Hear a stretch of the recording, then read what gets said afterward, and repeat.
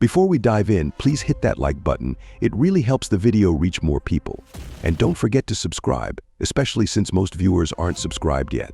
Let's change that. Now, my friend, before we jump into today's series, I want to let you know that every story you're about to see is based on real events. No matter how insane or horrifying it gets, remember these things actually happened in real life. Crazy, right? Let's get started.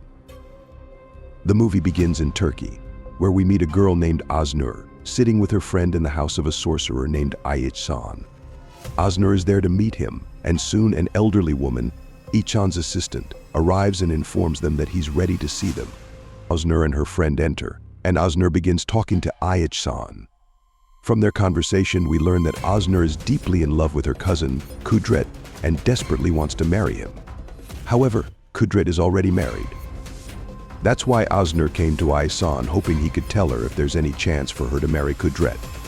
Siccin begins casting a spell and informs Aznur that a Jinn will appear to answer her questions. The Jinn does appear and possesses Aznur's friend, who then speaks to Aznur in the Jinn's voice. The Jinn warns her not to get close to Kudret or marry him, as doing so would lead to her death.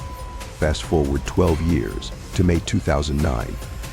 We see Aznur visiting Kudret at his chicken shop, and they get into a heated argument.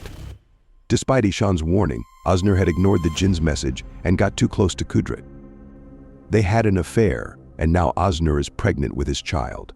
She tells him she plans to have the baby and force him to take responsibility, but Kudret gets furious, insisting that he won't acknowledge the child or take any responsibility. The situation escalates, and Kudret hits Aznur in anger. After the fight, Kudret calls his friend Hafiz to help him, and they take Aznur to the hospital. Later, Kudret visits Aznur in the hospital and informs her that the baby didn't survive. He coldly tells her that this will be the last time they ever meet, and that if she doesn't stay away, he will reveal everything to her family, exposing their affair. He then leaves, furious, while Aznur swears revenge. Meanwhile, at Kudret's house, we learn that he is married to a woman named Neslihan, and they have a daughter named Sita. Sita is blind, and we'll find out why later. Also living with them is Neslihan's elderly mother, who is bedridden and unable to speak or move due to a severe illness. Later, Kudret returns home and spends some time with his wife and daughter before going to sleep. That night, he has a terrifying dream where Sita approaches him, holding her eye in her hand, begging him to put it back so she can see again. He wakes up in a panic and rushes to check on his daughter, who is peacefully sleeping. This nightmare triggers memories from the past. We see a flashback where Neslihan was heavily pregnant with Sita. One day, she told Kudret that she felt like she was about to give birth, but Kudret didn't believe her because she was only 6 months pregnant. He refused to take her to the hospital. Unfortunately, Neslihan really was going into labor, and by the time they acted, it was too late. Sita was born prematurely and suffered damage to her optic nerves, leaving her blind. Ever since, Kudret has felt guilty, blaming himself for his daughter's blindness. The next day, Aznur is at her house, where she lives with her late husband's mother. Her husband, Ali Ismail, passed away some time ago. Aznur tells her mother-in-law that she's heading to the countryside to visit a friend, but her mother-in-law warns her not to go alone. Ignoring the advice, Aznur gets into an argument and leaves. Later, Aznur calls Kudret, but he's just leaving the mosque with his friend Hafiz. Kudret answers, only to tell her once again that their relationship is over, and he warns her not to contact him again. Frustrated and determined, Aznur heads to the countryside and meets with the sorcerer Siccin once more. She tells him everything that has happened between her and Kudret, from their affair to the loss of the baby, and that she's now desperate. Aznur asks Siccin to cast a spell on Kudret's wife, Neslihan, so that Kudret will leave her and be with Aznur instead. Siccin agrees but warns her that the spell he will cast is extremely dangerous. It's called the pig spell, one of the most severe and harmful spells. And for it to work, Siccin needed to take a bone from a corpse, cover it in pig intestines, and mix it with something of Neslihan's. He would then bury the bone, summoning a Jinn from the Ansar tribe to possess and torment Neslihan for 5 days before killing her. Anyone related by blood, including her daughter Sita and her mother, would also die. Aznur, blinded by jealousy, agreed to proceed. Siccin did his part, slaughtering a pig and carefully digging up a corpse to retrieve a bone. Oznur visited Neslihan, pretending it was a friendly visit since they were close. She spent time with Neslihan and Sita, who clearly adored her. Oznur excused herself to search for something personal from Neslihan, eventually finding a blood-stained tissue in the trash. As she left, Kudret angrily confronted her, telling her to stay away from his family. This only strengthened her resolve. Oznur quickly returned to Ishan and gave him the tissue. Ishan performed the dark rituals, ensuring the curse was cast. He told Oznur that in 5 days, Neslihan and her family would be dead. The first cursed night had begun. That night, Neslihan woke up as usual for her prayers, but something strange happened afterward. She suddenly saw a pig's head fall from the ceiling, along with bones and other horrifying objects. Terrified, she rushed out of the room. Though it was all just hallucinations, Neslihan brushed it off.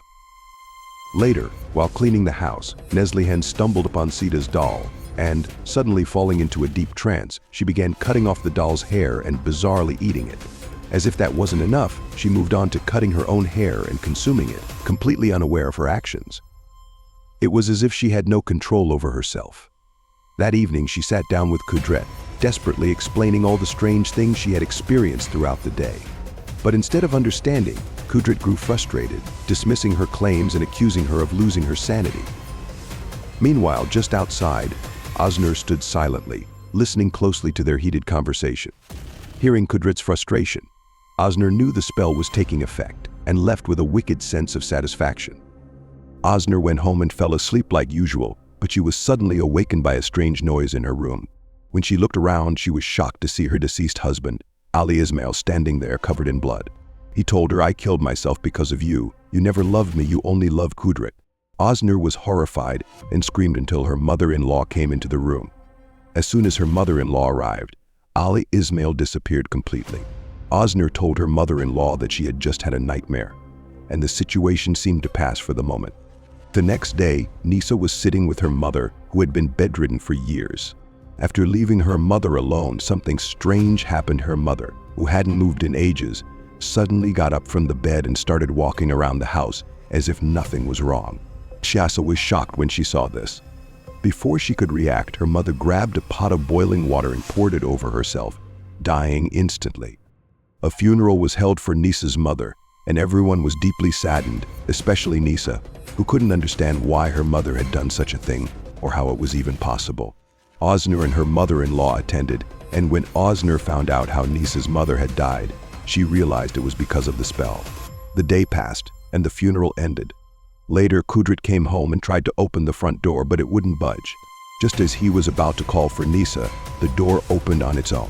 Inside, he heard his daughter's eerie voice accusing him. And suddenly, terrifying visions of Nisa and Oznur appeared, but vanished when Sita entered. The next day, Kudret sat down with Nisa, and he confessed that he had also been experiencing strange things in the house. Realizing something was seriously wrong, Kudret decided to seek help from the local imam to find a solution. He met with the imam, explained everything that had been happening, and the imam concluded that Nisa was likely possessed and needed to be brought to him so he could perform an exorcism. Kudret agreed to the plan. So meanwhile, Nisa, still at home, heard a strange noise and followed it to the bathroom, where she saw her terrifying reflection drinking from the toilet. The vision asked her for food, leaving Nisa horrified. Later, Kudret returned home, reassured her, and promised that they would see the imam soon to fix everything. On the other side, Oznur was also facing her own horrors. The lights in her bathroom flickered, and she suddenly heard a voice coming from her room. She found a ghastly vision of Nisa holding a dead child, accusing Oznur of having the baby out of wedlock with Kudret. The vision disappeared just as suddenly as it had appeared, leaving Oznur terrified. She called Ihsan to ask why these strange things were happening to her, and whether she would be affected like Nisa and her family. Ihsan reassured her that as long as she wasn't related to Nisa by blood, she had nothing to worry about. However, Oznur's mother-in-law had overheard everything and quickly left the house to inform Kudret. Around the same time, Nisa lost control of herself, as if possessed, and began preparing a rope to hang herself from the chandelier. Fortunately, Kudret arrived just in time to save her. Later, Oznur's mother-in-law went to Kudret's house, though it's unclear exactly what she told him, but it's certain that she revealed Oznur's involvement. Kudret left his daughter Sita with Oznar's mother-in-law and took Nisa to meet the Imam. But before diving into what happened, we need to check on Oznar. Without any warning, Oznar started convulsing, her bones twisting, and she collapsed dead in a horrifying scene. I'll explain why Oznar died later.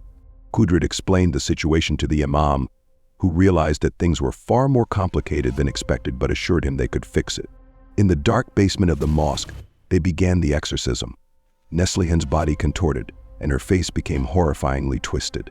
The Imam tied her up, using a heavy staff to strike her body in hopes of forcing the jinn out. As Neslihan's breathing slowed, Kudret lost control, shouting at the Imam, accusing him of killing his wife. In the heat of the moment, the Imam noticed Qaida standing eerily close, her face pale and unsettling. At that moment, the Imam realized they were wrong. The curse wasn't meant for Nisa but for Sita. The blood-stained tissue Oznar had stolen belonged to Sita, not Nisa, which is why the spell targeted Sita, and why Oznar had been seeing disturbing visions before her death. She shared a blood connection with Sita through Kudret. In the present moment, Kudret desperately pleaded with the Imam to save Neslihan. However, the Imam insisted that the spell was not meant for her but for Sita. He told Kudret to look behind him, and when he did, he saw Sita standing there, her appearance terrifying. She was preparing to kill her father as well, and with that the story comes to a chilling end. As I mentioned earlier, this entire tale is based on true events. In reality, the police found Kudret, Neslihan, and Sita dead in the mosque's basement. The story I've told you is based on the testimony of the Imam, but sadly no one believed him, and he was accused of being the family's killer. That's the end of the story, but don't worry. There are more terrifying stories to come in the next videos, so make sure to stay tuned.